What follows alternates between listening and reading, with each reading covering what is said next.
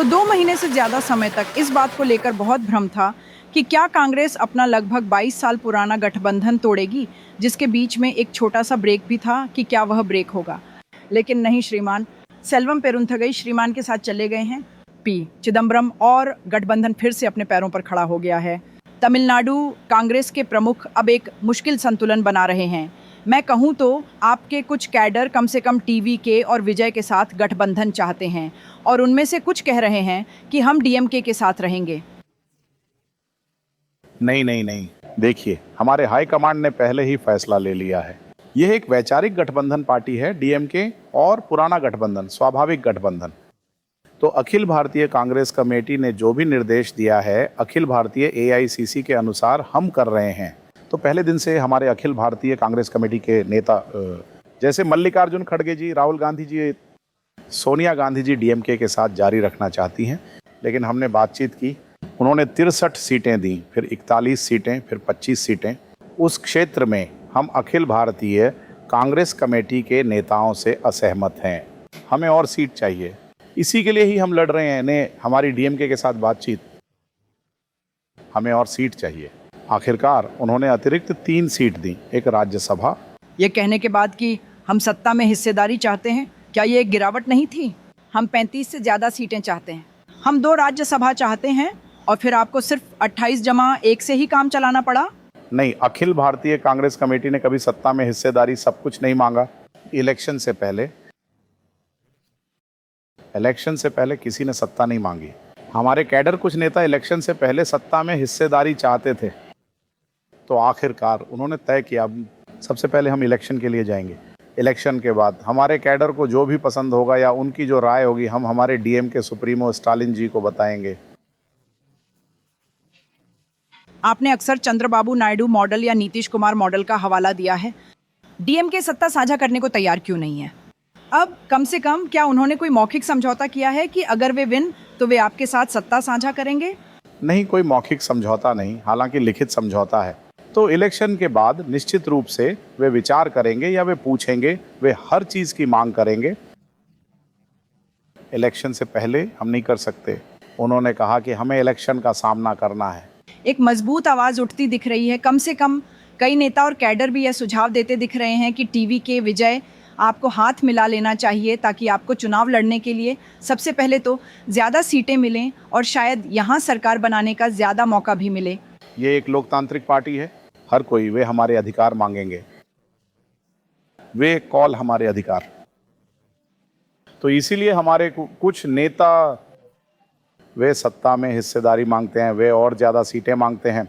वे कहते हैं कि इलेक्शन से पहले हमें तय करना होगा। तो अंत में हमारी अखिल भारतीय कांग्रेस कमेटी के सुप्रीमो ने फैसला किया कि इलेक्शन से पहले इस बारे में बात नहीं करनी चाहिए। हमें और सीटें मिलेंगी, हम बातचीत करेंगे।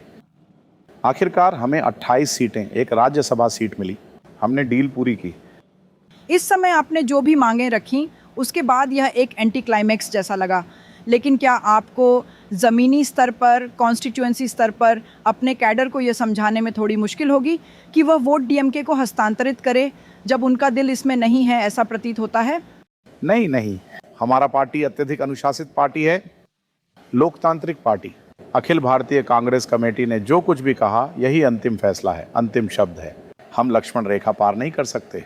अखिल भारतीय कांग्रेस कमेटी ने जो कुछ भी कहा मैं उसका पालन करूंगा, हमारा कैडर पालन करेगा, हर कोई पालन करेगा। नहीं, कोई भ्रम नहीं है। हम इंडिया गठबंधन बहुत मजबूत हैं। ये एक बहुत ही वैचारिक गठबंधन, एक पुराना गठबंधन, स्वाभाविक गठबंधन है। तो हम एक साथ जाएंगे और इलेक्शन का सामना करेंगे, हम विन करेंगे। कुछ लोगों को लगता है कि कांग्रेस ने मुद्दों पर असल में उतनी मेहनत नहीं की कि वह पहचान के मामले में डीएमके से अलग खड़ी हो सके। डीएमके की छाया में रहने के कारण, गठबंधन के भीतर रहने के कारण, क्या यह भी एक उन कारणों में से एक नहीं है जो कांग्रेस के उतना न बढ़ पाने के लिए बताए जाते हैं जितना वह बढ़ सकती थी? नहीं नहीं, ये सच नहीं है। हम हमारे कैडर रोज संघर्ष कर रहे हैं, रोज आरएसएस, बीजेपी जैसी बुरी ताकतों से लड़ रहे हैं। जहां कहीं भी लोगों के खिलाफ कोई भी हमला, कोई भी दर्ज मौत, कोई भी सार्वजनिक मुद्दा, कोई भी समाज कल्याण का मुद्दा, लोगों का मुद्दा, हमारे पार्टी राज्य में पहला पार्टी लेंगे। क्योंकि आप कोई ऐसे रहे कल जिन्होंने सामाजिक न्याय के बारे में बात की है। हाँ, नहीं नहीं, कल भी हमने गैस की कीमत में बढ़ोतरी, गैस की मांग के खिलाफ विरोध प्रदर्शन किया, सब कुछ। तो वह सामाजिक न्याय का मुद्दा आप कर पाते हैं डीएमके के साथ एक छोटे गठबंधन सहयोगी होने के बावजूद? निश्चित रूप से हम नियमित रूप से मांग कर रहे हैं, नियमित रूप से पूछ रहे हैं, नियमित रूप से वे विधानसभा में बोल रहे हैं, पब्लिक मीडिया में। ठीक है, एक बात जो मुझे आपसे पूछनी ही है, बीजेपी वह डीएमके को हिंदू विरोधी के रूप में पेश करती रही है और मानो आप एक सहायक हैं। कांग्रेस डीएमके के हिंदू विरोधी एजेंडे के लिए एक सहायक की तरह है। क्या डीएमके ने कुछ मायनों में आपको शर्मिंदा किया है? क्योंकि आपको एक राष्ट्रीय पार्टी के रूप में जाहिर है हर वर्ग का ध्यान रखना होता है। किसने कहा डीएमके हिंदू विरोधी है? यही प्रोजेक्शन है, परसेप्शन वे कोई परसेप्शन नहीं, जो वे बना रहे हैं। वे परसेप्शन गलत है, बनाना गलत है। डीएमके कोई हिंदू के खिलाफ, डीएमके के 90% कैडर, 90% नेता वे नियमित रूप से मंदिर जाते हैं, वहां है, भगवान की पूजा करते हैं। डीएमके के 90% लोग वे पेरियार की विचारधारा के हैं। डीएमके पेरियार की विचारधारा का अनुसरण करती है। कभी कभी वह हिंदू पुजारी है, वे मंदिर में आने नहीं दे रहे हैं, उसका एक पुराना तरीका है। यह एक जातीय मुद्दा है। हाँ, जातीय मुद्दे हैं। मुझे बहुत दृढ़ता से लगता है कि डीएमके सरकार हिंदू के खिलाफ नहीं है। मैं भी हिंदू हूँ, मैं डीएमके के साथ कैसे चल सकता हूँ? मैं शुद्ध हिंदू हूँ, मैं मुसलमान नहीं हूँ, मैं ईसाई नहीं हूँ, मैं पारसी नहीं हूँ, मैं बौद्ध नहीं हूँ, मैं सिख नहीं हूँ, मैं हिंदू हूँ। मैं डीएमके के साथ कैसे यात्रा कर सकता हूँ अगर वह हिंदू विरोधी है? ये सही नहीं है। वे एक तरह की धारणा बना रहे हैं। विचारधारा के हिसाब से जहाँ भी हिंदुओं द्वारा अपनाई गई पुरानी पद्धति है, वे उसके खिलाफ हैं। वे पेरियार, अन्नादुरई, कलैगनार जी, स्टालिन जी, हर नेता के बारे में भी बात कर रहे हैं। मूढ़नंबिके, उन्होंने मूढ़नंबिके कहा, में अंधविश्वास। हाँ, वह डीएमके के खिलाफ है। तो भले ही मैं बता रहा हूँ, हाँ भक्ति आंदोलन भी था। हाँ, भक्ति आंदोलन केवल हिंदू के लिए है, आध्यात्मिक एक भक्ति आंदोलन है। उस भक्ति आंदोलन ने मंदिर का काम, कुंभाभिषेकम, सब कुछ ठीक से नहीं किया। अब भक्ति आंदोलन से ज्यादा डीएमके सरकार ज्यादा कर रही है, 10,000 से ज्यादा लोगों का कुंभाभिषेकम। वे बहुत पैसे खर्च करते हैं। वे भगवान की जमीन, मंदिर की जमीन के अतिक्रमण पर कब्जा कर रहे हैं, सरकारी खाते में वापस लेना। वे बहुत बढ़िया काम कर रहे हैं। तो आप अपने सभी कार्यकर्ताओं को प्रेरित कैसे रखेंगे? भले ही आप कम सीटों पर चुनाव लड़ेंगे, जाहिर है आप 28 सीटों पर चुनाव लड़ रहे हैं, बाकी की क्या 206 सीटों पर आपको उन्हें यह कहने के लिए प्रेरित करना होगा कि आप किसी के भी साथ रहेंगे, सिर्फ डीएमके ही नहीं बल्कि गठबंधन के अन्य सहयोगियों के साथ भी।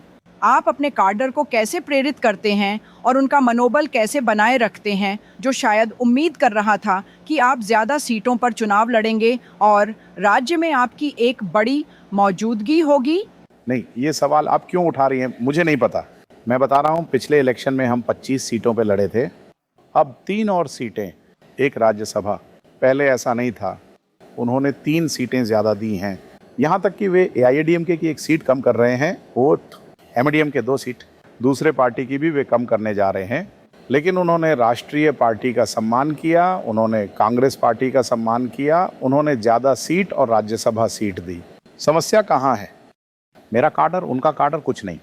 हम सामूहिक रूप से फैसला लेते हैं, लोगों से मिलने जा रहे हैं, हम अपनी योजनाएं, अपना काम बता रहे हैं। पिछले 5 सालों में हमने डीएम के शासन में क्या किया, लोग हमारे लिए वोट करने को तैयार हैं। हम अगली 2.0 सरकार बनाने जा रहे हैं। समस्या कहाँ है? कुछ नहीं। अब उस हिसाब से इतिहास रच रहे हैं, आप ये कह रहे हैं? कुछ नहीं। 20 से ज्यादा लोगों के गठबंधन सहयोगियों के साथ, क्या यह गठबंधन की ओर से कुछ हद तक घबराहट को दर्शाता है, जिसके कारण आपको सभी को लाना पड़ा? वरना एंटी इनकम्बेंसी निश्चित रूप से मजबूत है। नहीं, मुझे लगता है कि हर कोई कह रहा है कि कुछ एंटी इनकम्बेंसी है, मैं मान सकता हूँ। कुछ मंत्रियों, कुछ अधिकारियों के खिलाफ एंटी इनकम्बेंसी हो सकती है, लेकिन केवल पहली बार तमिलनाडु के मुख्यमंत्री डीएम के सुप्रीमो स्टालिन जी के पास सत्ता समर्थक लहर है। वह सत्ता समर्थक लहर सत्ता विरोधी लहर को खत्म कर देगी, क्योंकि स्टालिन जी दक्षिण भारत में सबसे बड़े नेता हैं, वह देश में एक बड़े नेता हैं। हर कोई जानता है कि वह 24 घंटे काम कर रहे हैं। मुझे लगता है कि उन्होंने ऑफिस सचिवालय आने में सबको पीछे छोड़ दिया, जिला दौरे पर जाना, समाज कल्याण योजना, सामाजिक न्याय योजना की घोषणा करना, वह नंबर 1 राज्य है। पहले हमारा राज्य 5वें स्थान पर था, हाँ, अब पहले स्थान पर आ रहा है। वे ज़्यादा जीएसटी दे रहे हैं। उत्पादन, जीडीपी सब कुछ तमिलनाडु सरकार का समर्थन करता है, 50% केंद्र सरकार को। हाँ, तो आप हर व्यक्ति को 20, 25, 30 बता रहे हैं जो गठबंधन जन जेड वो लोग, उस आयु वर्ग, कि वह आयु वर्ग भी सोच रहा है कि दूसरे राज्य जो नहीं कर रहे हैं वह स्टालिन जी इस तरह कर रहे हैं, तो निश्चित रूप से वे अपना मन बदलेंगे। तो कहा जाता है कि विजय भी उसी जैन जेड समूह यानी युवा मतदाताओं को निशाना बना रहे हैं। नहीं, जैन जेड समूह शिक्षित हैं। पहली बात, पहली पीढ़ी निश्चित रूप से वे डीएमके के लिए वोट करेंगे, क्योंकि हर चीज ब्लैक एंड व्हाइट आंकड़ा है। 21 में वे कार्यभार संभाल रहे हैं। तमिलनाडु राज्य की क्या हालत है, दूसरे विभागों, शिक्षा विभाग, स्वास्थ्य विभाग, हर विभाग की क्या हालत है, तो 5 साल बाद उन्होंने क्या किया, आज भी सभी अखबारों में उन्होंने दिया विवरण। पिछले 2016 से 21 तक एडीएमके ने क्या किया, 21 से 26 तक डीएमके ने क्या किया, उन्होंने सब कुछ साफ साफ कहा। तो उच्च शिक्षित लोग, पहली पीढ़ी के लोग, निश्चित रूप से वे इसे पढ़ते हैं। सत्ता विरोधी लहर कहाँ है? 75% से ज्यादा काम, 75% योजनाएं उन्होंने पिछले एडीएमके शासन के 5 सालों की तुलना में लागू की। एनडीए कह रहा है, आप जानते हैं 505 वादे, आपने केवल 160 लागू किए। नहीं, यह गलत है। ये हमेशा से ऐसा ही है, बताना झूठे। ब्रह्मकांड की तरह झूठ। 85% से ज्यादा उन्होंने पूरा किया।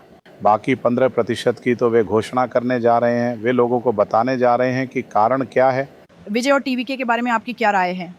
ये एक नया पार्टी है, उन्हें खुद को साबित करना होगा। उन्हें मिलेगा ज्यादा कितना प्रतिशत वोट, तभी हम टीवीके के बारे में कह सकते हैं। क्या आप उन्हें डीएमके विरोधी वोट को प्रभावित करते हुए देख रही हैं या खुद डीएमके को? नहीं, अगर जो भी कहा मुझे नहीं पता सही है या गलत, अगर वह हमारी बात के हिसाब से सही है। सत्ता विरोध, निश्चित रूप से सत्ता विरोधी लहर अपने आप विपक्ष पार्टी एडीएमके के पास जाएगी। अब एक और पार्टी सामने आया है मैदान में, एक और पार्टी जैसे टीवीके, ये वोट अधिकतम 80% नए पार्टी के पास जाएगा। यह मेरा आकलन, गणना, आकलन, निश्चित रूप से डीएमके सरकार बनाने जा रही है। तो आप कह रही हैं कि विजय डीएमके से ज्यादा एनडीए को नुकसान पहुंचाएंगे, क्योंकि अभी लोग नहीं जानते, वो सिर्फ एक डिसरप्टर बन सकते हैं और वो एक वोट कटर होंगे, ये भी एक गणना है। हाँ बिल्कुल, आपने जो कहा वह सही हो सकता है।